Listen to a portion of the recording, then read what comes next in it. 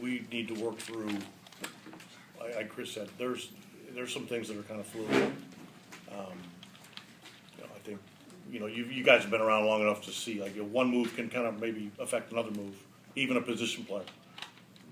Health, makeup of our roster, we're just trying to, put together our best 25 leaving camp while maintaining depth in the organization and trying to do everything, for the best interest of our organization.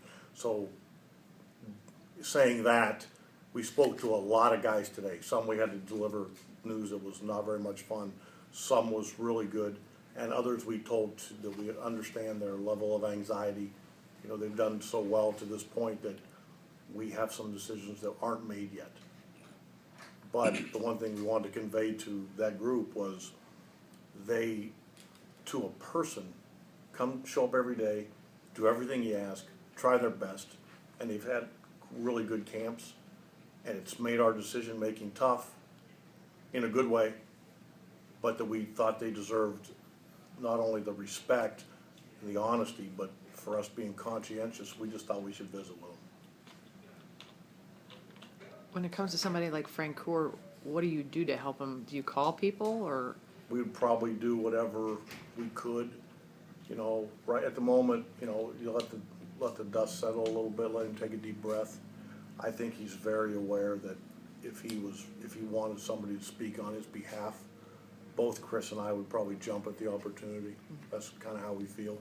He made quite an impact on our team in a spring training setting, which is not easy to do.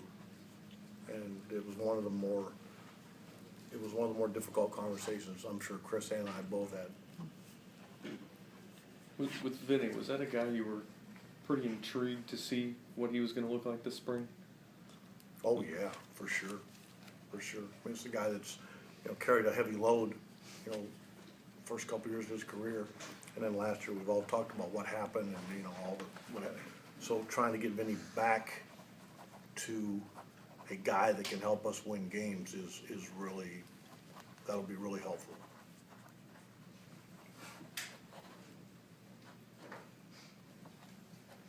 What did Johnson do to make the club, Tito?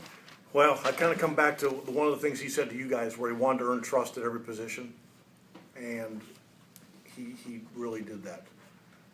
It's easy when guys are getting hits to talk about him because they're on base and they're doing things, but he complements our roster very well. As Chris kind of said, we have he and Aviles that were really comfortable moving all over the field. And in Elliott's case, you have a guy that can pinch run. He's a switch hitter.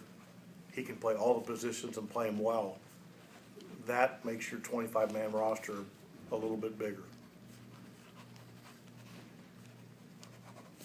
How mature is a guy like he? I mean, talks about how he knows he's not an everyday guy, but he knows he provides value to a team. And just for someone to talk about themselves like that. A lot of guys aren't good self-evaluators, and you know what? To be honest, I'm not sure. Sometimes it's hard to be a good self-evaluator, go out there and play. If your arm hurts, or I think you got to be a little bit of a used car salesman, and our job is to evaluate.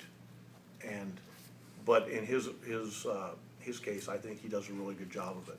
He understands his responsibilities, what can make him good, and guys like Elliott can have a long career. It may not be exactly what they envisioned when they were growing up, but they can have a long, successful, good career.